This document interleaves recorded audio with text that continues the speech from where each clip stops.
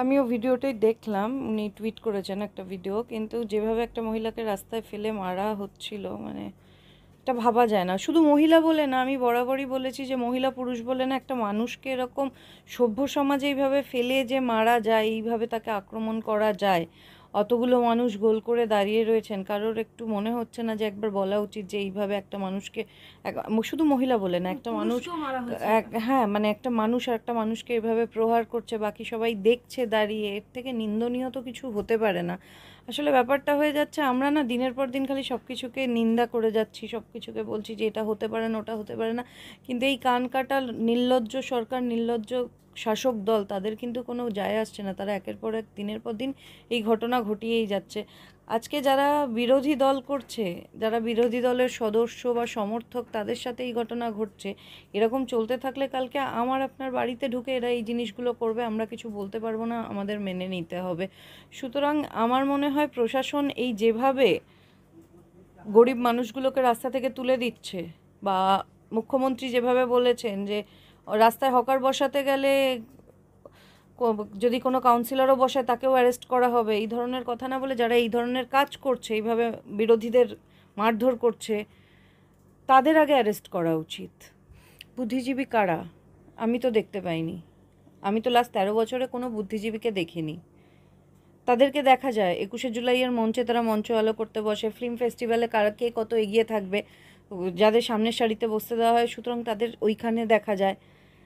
তারপরে ফিরে এসে তারা মমতা বন্দ্যোপাধ্যায় কী কী তাদের গিফট দিল, সেগুলো তারা সোশ্যাল মিডিয়াতে তাকে ধন্যবাদ জানিয়ে পোস্ট করে, সেক্ষেত্রে দেখা যায়। আজকে মাথাভাঙায় যে ঘটনাটা ঘটেছে, ওই মহিলাটার তো এদের দেওয়ার কোনো সামর্থ্য কিছু নেই, সুতরাং তার হয়ে এরা কেন কথা বলবে? লাস্ট তুমি বুদ্ধিজীবী নিয়ে বলছো, লাস্ট 13 বছরে যে যে ঘটনাগুলো ঘটেছে, একটা বুদ্ধিজীবীকে দেখেছো? মানে সো কল্ড বুদ্ধিজীবী যারা আমাদের রাজ্যে রয়েছে, যারা একটা সময় বামেদের বিরুদ্ধে রাস্তায় নেমেছিল, বলেছিল এই অরাজকতা চলবে না, আরও কী কী না করেছে মমতা বন্দ্যোপাধ্যায়ের সাথে পায়ে পা মিলিয়ে, তাদেরকে কোথাও তুমি দেখেছো একজন একবারও বলেছে যে না আপনি এটা বলতে পারেন না? এরা কিভাবে কিলো দরে শিরদাঁড়াগুলোকে বিক্রি করেছে? সেক্ষেত্রে প্রশাসনের ঘুম কেন ভাঙছে না? এত নিষ্ক্রিয় কেন প্রশাসন? এটা তো পুলিশ মন্ত্রী জবাব দিতে পারবেন। তাহলে এরকম যদি হতে থাকে, তাহলে তো দেশের আইন সবাই হাতে তুলে নেবে, আইন তো কেউ আর মানবে না।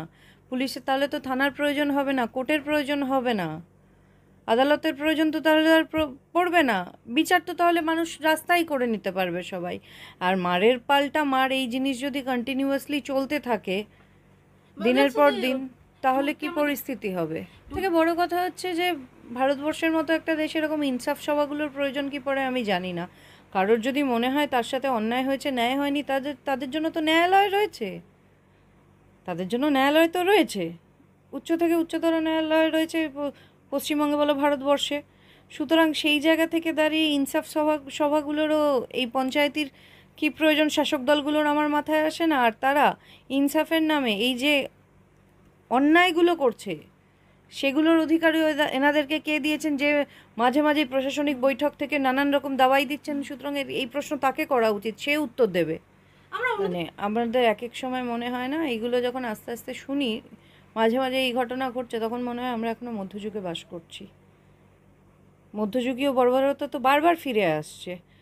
না হলে এই ধরনের যে ঘটনাটা কোচবিহারের মাথাভাঙায় ঘটেছে, তুমি ভাবো একজন মহিলা, তার অপরাধকে আমি বিজেপি, সিপিএম বা কংগ্রেস আমি বলছি না, বা তৃণমূলের হলেও আমি সেটা বলছি না, আমি বলতে চাইছি যে যে কোনো দলেরই হোক না কেন, তার সাথে কি সে খালি একটা পার্টিকুলার কোনো একটা দলকে সাপোর্ট করে বলে কি এই কাজ করা যেতে পারে?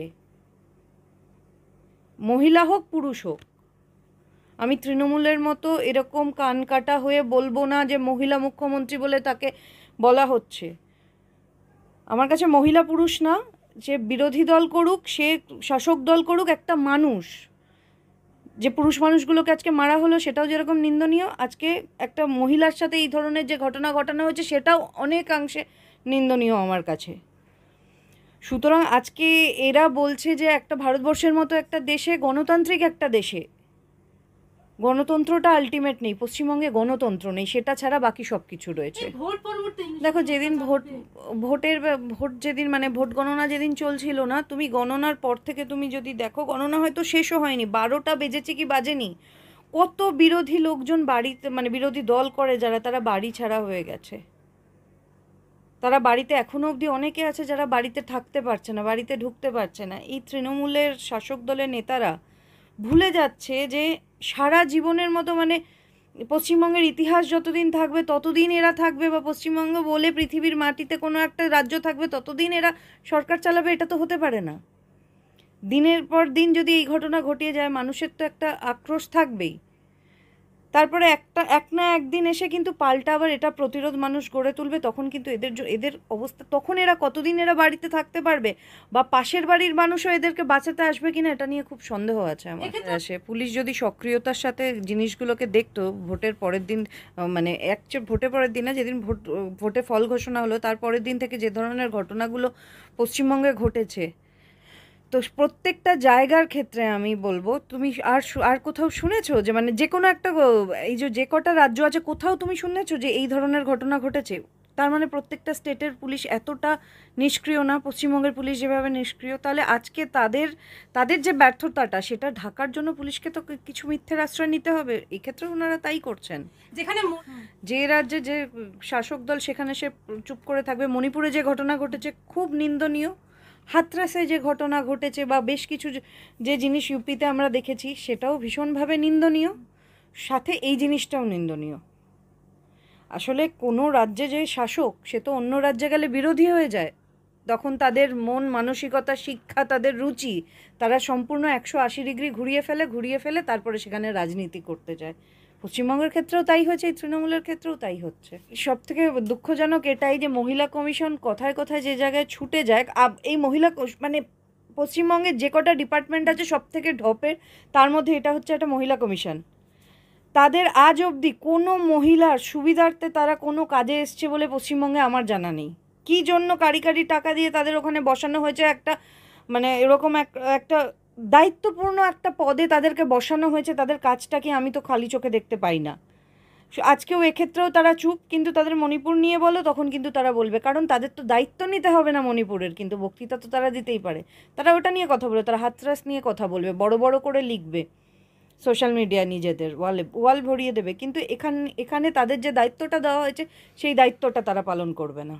পশ্চিমবঙ্গ মনে হয় এর আগে এত নোংরামি কোনো দিন রাজনৈতিক প্রেক্ষিতে এত নোংরামি এর আগে কোনো দিন দেখেনি। আজকে রাজ্যপালের এগেনস্টে যে অ্যালিগেশনটা আছে, সেটা ঠিক কি ভুল আমি সেই বিতর্কে যাচ্ছি না, কারণ তার এগেনস্টে তো একজন মহিলাই তোমার এফআইআরটা করে, মানে অ্যালিগেশনটা এনেছে, সুতরাং সেখানে আমি সেই বিতর্কে যাচ্ছি না যে মহিলাটি ঠিক মহিলাটা ভুল, সেই বিষয়টা আমি সম্পূর্ণভাবেই মানে বলতে চাই না। কিন্তু এখন ব্যাপারটা হচ্ছে, এই যে শশী পাজা ডে 1 থেকে তুমি দেখবে, যেদিন এই ঘটনাটা ঘটেছিল, যখন খবরের শিরোনামে এলো, আমরা প্রত্যেকে জানতে পারলাম, শশী পাজা কিন্তু খুব আমরা প্রোঅ্যাক্টিভ দেখেছি ওনাকে এই সব ক্ষেত্রে, এই বিষয়টা নিয়ে বলতে। আজকে উনি এই ধরনের কথাবার্তা বলছেন যে আমরা ওখানে পাঠাবো না রাজ্যপাল। সব থেকে বড় কথা কি জানো তো, এটা আমি অনেকাংশে মনে করি যে আজকে এই ধরনের কথা কেউ যদি ঘুরিয়ে, তাদের দলের কোনো মহিলা নেত্রী বলো বা তাদের দলের কোনো মহিলা মন্ত্রী বলো, তাদের ক্ষেত্রে কেউ যদি এই ধরনের কোনো একজন ছেলে যদি কথা বলতো, এটা নিয়ে একটা বিশাল ইস্যু হতো। কিন্তু রাজ্যপাল একজন ছেলে, তাই খুব সহজেই এই কথাটা বলা যে গেল, আর এটা নিয়ে কারোর কোনো বক্তব্যও নেই। কিন্তু তিনি বলছেন যে ওকে সেলফ ডিফেন্স জানে, কিক বক্সিং জানে, নখ বড় বড় আছে, খামচে দিতে পারে, তারপরেও আমরা ওকে পাঠাবো না। কেন শশী পাজাকে কি খামচে ছিল নাকি কোনোদিন? দলীয় ঝামেলায় শান্তিকা খামচে ছিল নাকি শশী পাজাকে? তাহলে উনি জানলেন কি করে যে নখ বড় বড় খামচালে লাগবে না? এইসব প্রশ্নের না, মানে উত্তর দিতে গেলে মানসিকভাবে, মানে সুস্থ মানসিকতা নিয়ে তো এই ধরনের প্রশ্নের উত্তর দেওয়া যায় না, অসুস্থ হতে হবে। আমি এখনও ওই অসুস্থতার পর্যায়ে পৌঁছাইনি যে শশী পাজার এই নোংরা বক্তব্যগুলোকে আমি কোনো রকমভাবে কাউন্টার করব বা তাকে উত্তর দেবো, সেখাবেন না। এর আগে আমাদের একটা বাম আমলে একজন রাজ্যপাল ছিলেন, মমতা বন্দ্যোপাধ্যায়ের মমতা বন্দ্যোপাধ্যায় যা করতেন উনি বলতেন হ্যাঁ একদমই ঠিক করেছেন। তা সেই ধরনের রাজ্যপালকে এনাদের পছন্দ। এখন এনারা শাসক দলে, তো সুতরাং এখনকার রাজ্যপালকে ওনাদের পছন্দ না। তার এর আগে যিনি রাজ্যপাল ছিলেন তখন তাকে পছন্দ ছিল না, কারণ এনারা যদি বলেন যে সূর্য পশ্চিম দিকে ওঠে, উনি তো শিক্ষিত মানুষ, উনি তো বলতে পারবেন না সূর্য পশ্চিম দিকে ওঠে, উনি তো বলবেই পূর্ব দিকে ওঠে। সুতরাং সংঘাত হওয়াটা তো খুব স্বাভাবিক। মানুষ খুব সিলেক্টিভ হয়ে গেছে, মানুষ বুঝে গেছে কোন জায়গায় আমি কথা বলবো, কোন জায়গাতে আমি প্রতিবাদ করব, প্রতিবাদ করলে সেখান থেকে আমার কি পাওয়ার আশা আছে, বা আমি কি পাবো, কোথায় প্রতিবাদ করলে আমার কি চলে যাবে, আমি কি পাবো না। মানুষ সারা জীবন এরকম করে এসছে, আর যত দিন যাচ্ছে বাঙালিদের মধ্যে এই প্রবণতাটা ভীষণভাবে বাড়ছে। যেভাবে আমরা ওনারা ভুলে যাচ্ছেন যে ওনারা দিদিকে ভোট দিয়েছেন, আর তার সাথে কাটমানি যারা নিয়েছেন অন্যান্য দুর্নীতিতে তারা পার্সেন্টেজে বেশি দিয়েছে। একটা গরিব হকার কত টাকা দিতে পারে? শুধু ভোটটা তো এটা নামমাত্র, তাছাড়া তো আরও অনেক কিছু পাড়ার কাউন্সিলরদের তারা দিয়েছে। তবে যাই হোক না কেন, সরকারের এদের নিয়ে ভাবনা চিন্তা করা উচিত। এই মানুষগুলোর পেটে লাথি মেরে উন্নয়ন আর কিছু হোক না হোক, আমি তো অ্যাটলিস্ট এটা চাই না। দেখো, সরকার অন্য রকমভাবে একটা সময় তাদের প্রথমে দিতে পারতো, তাহলে এই পরিস্থিতিটা হয়তো হতো না। সরকার কিন্তু এখনও পরিষ্কার না যে তাদের নিয়ে তাদের পুনর্বাসন হবে কিনা, তাদের নিয়ে কিন্তু এখনও অবধি মুখ্যমন্ত্রী দুদিন প্রশাসনিক বৈঠক করেছেন, উনি কিন্তু একবারও শুধু কিছু সময়টা বলেননি। বাড়িয়ে দিয়েছেন। সময় বাড়িয়েছেন, কিন্তু উনি কিন্তু একেবারে পরিষ্কার করেননি যে এই মানুষগুলোকে নিয়ে আমরা কিছু ভাবনা চিন্তা করছি, এদের পুনর্বাসন করা হবে বা এদের অন্য রকমভাবে কোনো একটা জায়গা দিয়ে দেওয়া হবে। যে রাজ্যে কাজ নেই, এত পরিযায়ী শ্রমিক, যে রাজ্যের ছেলেমেয়েরা বাইরে চলে যাচ্ছে পড়াশোনা করে, কিছু শিক্ষিত বেকার ছেলেমেয়েরা রাস্তায় বসে রয়েছে, সেইখানে একটা শ্রেণীর ওপর এরকম মানে তাদের দুবেলা দুটো ভাত জোগাড় করতে যাদের নাভিশ্বাস উঠে যাচ্ছে, নিম্ন মধ্যবিত্ত মানুষের যে রাজ্যে থেকে, তাদের এরকম পেটে লাথি মারা, মানে আমি তো বলবো জনদরদি সরকার কোনোভাবেই এই সরকারটা না। যদি হতো, কারণ দেখো, যে সরকার শুধু ভাতাকে উন্নয়ন মনে করে তারা তো জনদরদি হতে পারে না। আর যাই হোক, তারা ভবিষ্যৎটা নিয়ে একদমই চিন্তিত না মানুষের।